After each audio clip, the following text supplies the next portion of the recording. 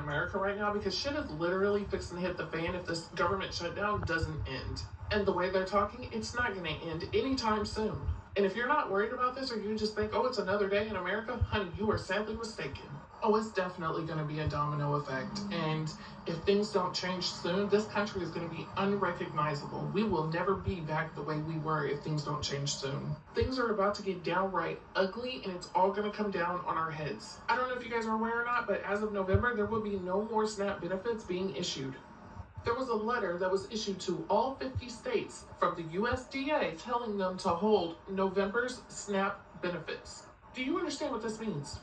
If you can't feed your family, what the hell are you going to do? Who does this primarily affect? The poor. So you take away their food, what do you think is going to happen? This country is going to go to shit overnight. If you think this wasn't done by design, just remember this is how the mustache dictator started his tactics in World War II, and we know how that ended. Y'all, this has been planned and in the making for decades. Not years, decades. All you have to do is go to Project 2025 Tracker, and it's going to tell you everything that has been done underneath our noses that we had no idea about. It's going to shock the shit out of you. So while the Democrats were out here playing checkers, the Republicans were playing chess the entire time, just playing the long game. Since they're wanting to start from scratch, you want to guess who is going to replace all these government employees that have been laid off and fired?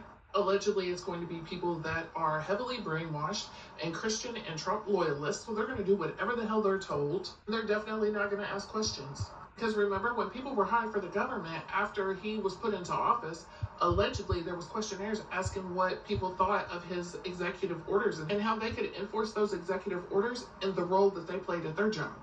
What? I mean, it's looking more and more like The Handmaid's Tale every day, but instead of people getting slaughtered, they're only getting replaced. What a dystopian nightmare we're living in with the sons of Jacob. I mean, damn, I never thought I'd see the day they were liquidating the entire U.S. government. But I guess if you bankrupt the country and then you let the rich people come in and buy things for pennies, and you control the food, you control the electric, you control everything, then you're going to have a very obedient populace. And for those of you asking, well, what if the government doesn't reopen? Don't you think that's the point? Because one, if the government doesn't reopen, Trump can then invoke the Insurrection Act of 1807.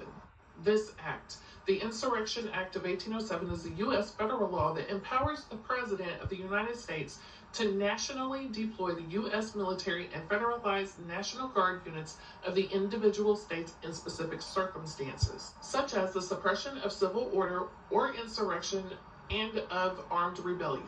And exactly what do you think when people can't feed their families because there's no SNAP benefits? And these SNAP benefits are usually obtained by people that are poor.